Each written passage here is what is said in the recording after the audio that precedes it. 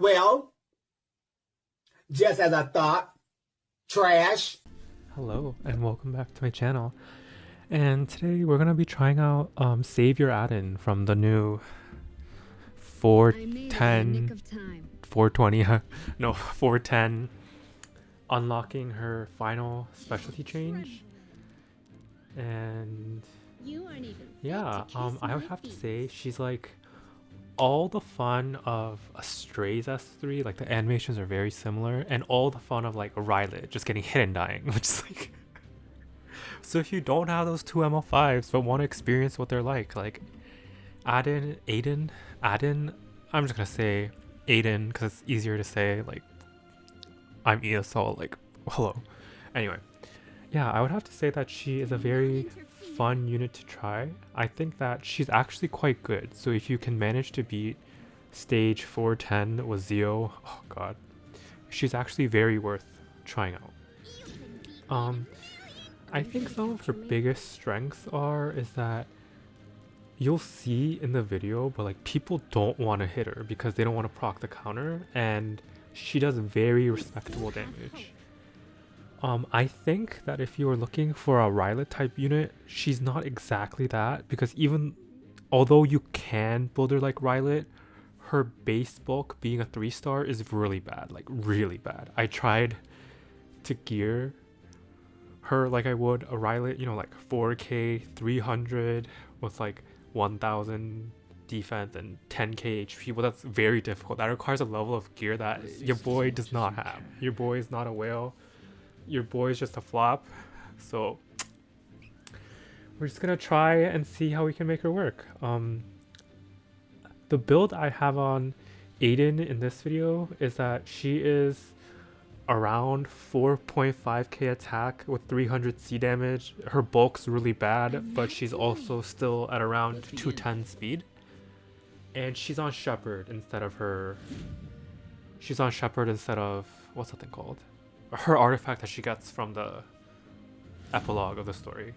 I think that Shepherd is better for her because although yes, it makes her better against dark units, like I mean her artifact, but if you give her Shepherd, it lets her be all around more useful in general. And I think like you'll notice, but once people see you pick Aiden, they don't really want to pick dark units into you, so like, you know, it makes sense. But anyway, in the first match we see as a Hawk, which is like I didn't think about this, but Aiden's really good against a lot of these normal Rylet counters like Melissa or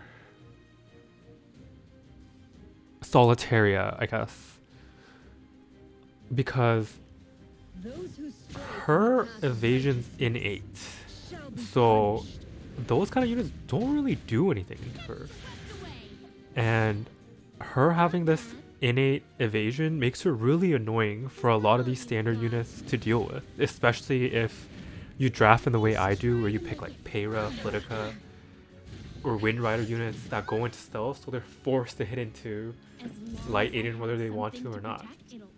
And here we're gonna do a damage test, attack buff, with no imprint into Dilbert, and it almost one-shots, which is pretty respectable damage considering Escort is there. And yeah, you get to see like the Rylet aspect. My opponent just kills Aiden and then leaves, which is honestly like me too, I guess. But yeah, in the next match, I end up first picking Aiden a lot because there were not a lot of opportunities to pick her otherwise. So, you know, might as well have fun. Maybe my opponents will go easy on me because they see that I'm trying new things. Yes. I would have to say, I do definitely want to give better gear to Aiden eventually, but free unequip isn't up, so my Aiden's not on the best gear. Like I wish she had more bulk, but you know, at the end of the day, she's also like pretty good as an anchor because she's kind of like Arya, kind of like one-turn Arya, where she makes your other units very protected and safe, and if people hit into her without like Zahak or like Milim with Symbol, like they're risking eating a hefty counter back, which I really like. I think her only problem is that she's just prone to like getting hit by 30% and dying. She loses to a bunch of degen units if they counter her, and she can't counter them back. And yeah, I didn't know this at the time I was filming this video, but Archdemon actually does counter, I think, because her S2 technically is a passive. And although while this Archdemon, spoiler alert, doesn't live that long, it is worth noting that in standard, like I guess Archdemon would be a pretty decent answer. I'm not too sure about Lionheart Zermia because of the invincibility, along with the fact that she penetrates 1 billion defense. Yeah, she's kind of everything I wanted Aronka to be, but farmable. Except the fight to unlock her was incredibly difficult, so and time consuming. Like yikes. Anyway, I banned mitigation because I am an ape. Yeah, so I think while Aiden won't be seen too much in like cleave, she still could be used as a anti-cleave option. Like, do you know how some Mercedes builds in Guild Wars are 0 speed but like incredible damage? I think Aiden might be able to abuse that build in RTA, because if you disregard her speed and keep it base speed but give her some bulk, her S2 does respectable damage. I can one-shot people. Anyway, in this game, I like open up normally and I reset Justina because she's really annoying. And hopefully with the push-up, I'll be able to outspeed his hand guy and one-shot it. And let's see the damage test here. There's no attack buff, but there is vigor and a few attack imprints in turn. Oh, this animation is so good. It's almost worth resetting stage 410 like 20 times to get the perfect RNG. And yeah, that was like pretty respectable damage. Like, I have no complaints. Here comes the counter. Not the most damage, but they are tanky and I don't have attack buff. So, you know, what can you do? Luckily, we resist because of justice, I guess. So my opponent here ends up holding their S3 because they want the damage for the whole team. But I think that's a mistake. I think they should have tried to work down Aiden as fast as possible. And like, look at this S1 damage. It's like very respectable, actually. Because with pen set, like, she's currently on speed pen with attack percent boots, which is why her offensive stats are so high. But she does very respectable damage for like a farmable unit. I'm currently foreseeing in the meta is going to shift a lot more standard because of Zio and his ability to unconditionally speed contest. So I think my playstyle of bullying standard players with faster units will actually be pretty good, because while Zio is good, like he's undoubtedly good, he doesn't do well into Guiding Light. And do you know one unit that's Guiding Light and is really annoying that I spam pick? It's Flutica. And I can move my Conqueror Lilius gear onto her, or Paris gear onto her, and then I feel like it'll be very good. Like, I'm very excited for next season, where I don't have to see so many speed racers. It can just be me abusing standard players by being slightly faster than them. But yeah, my opponent doesn't have dark units, but this is an Aiden video. I'm just slamming down Aiden wherever she can be picked. I think like APOC, Aiden does really well into these anti-cleave units. Like, what's Edward going to do to Aiden? Nothing. Unless he hits her with 30%. In which case, I just fucking lose. So it... Anyway. My opponent picks casino units here. Like, surprising to see. Surprising that we aren't seeing Rem. I pick Caesarea and basically bait the fact that I'm banning Edward to ban Conqueror Lilius. I thought he was gonna ban Peyra, but I guess he doesn't think that Aiden can solo DPS the game, but he is very incorrect. I can't press S2, but it's okay, because Peyra is bullshit.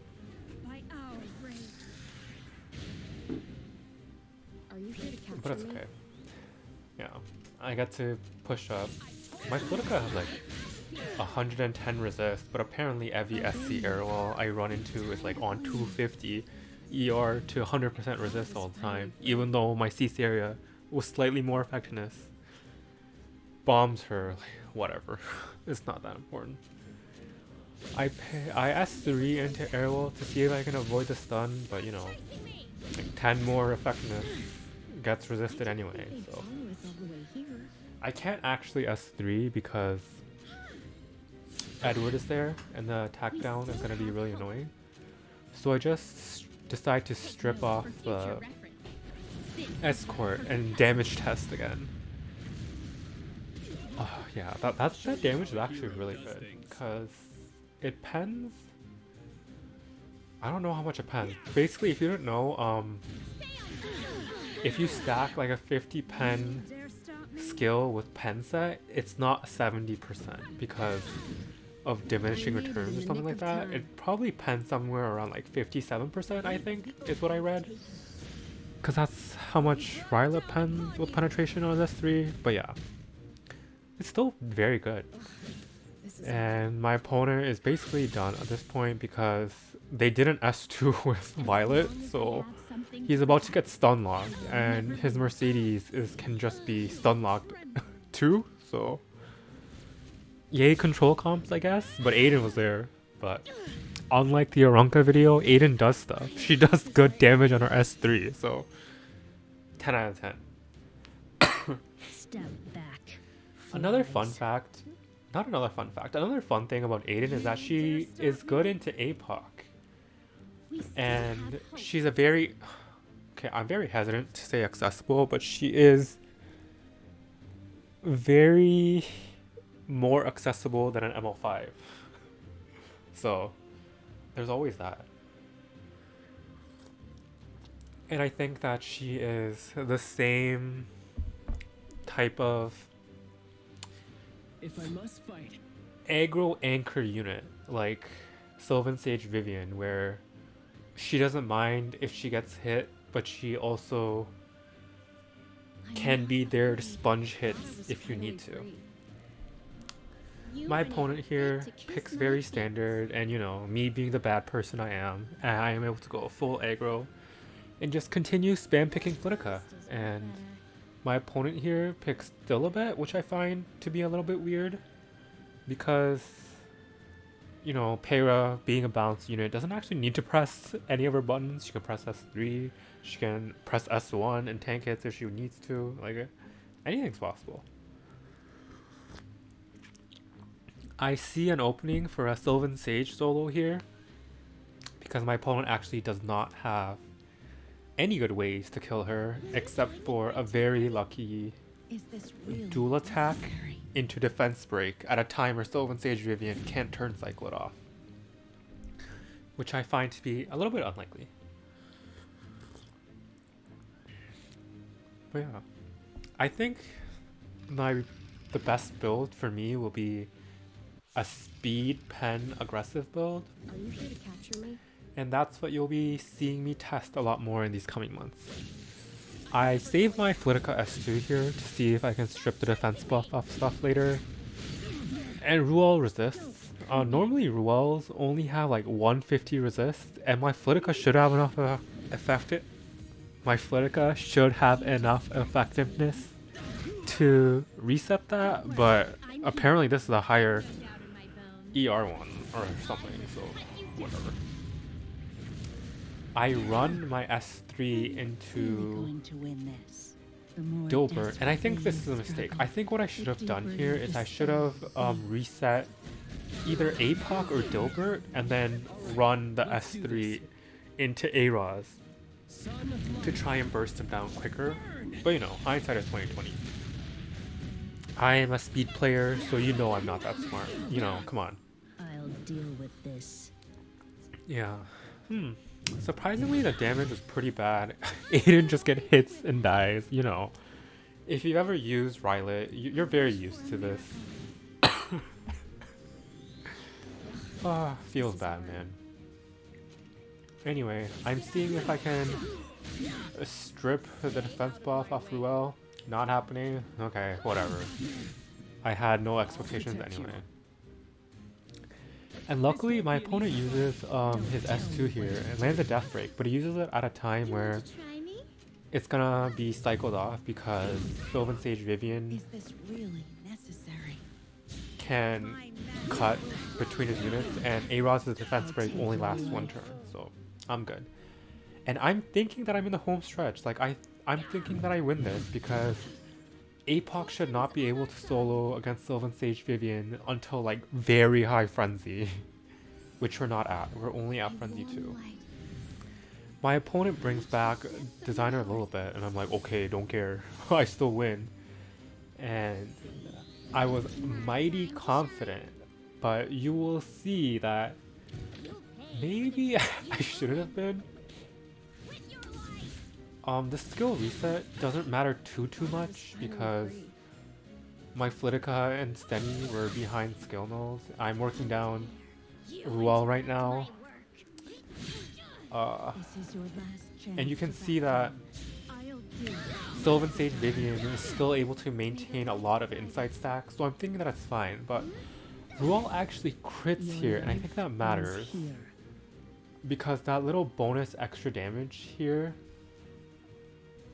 allows my opponent to actually slam the S3 into Sylvan Sage Vivian and actually kill her, and that was very close.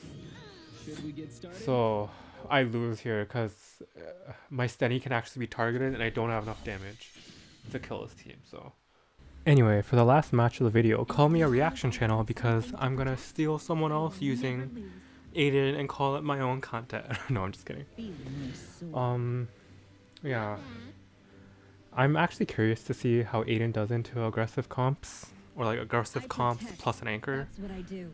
And my opponent here goes full Golden Girls. Like this really annoying combination of Arrowell and a billion light units, which I really dislike because Arrowell's a very annoying unit with Hillag Lance on the passive, with passive escort plus a stun plus a barrier. Really annoying. I think counters for Aiden though, there's definitely a few. There's Bryceria, and there's the Hawk, and there's also the 30% chance of Aiden just doing nothing and dying, which is my favorite, by the way. So if you're having trouble with Aiden, I would recommend Zahawk, because Zahawk is a very good pick nowadays, just in general.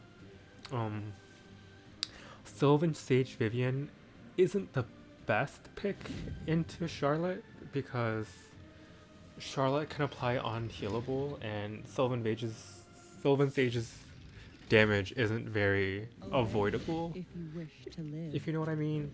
Like, her S3 targets everybody, and a lot of the time you want to soul burn her S1 for the maximum amount of lifesteal.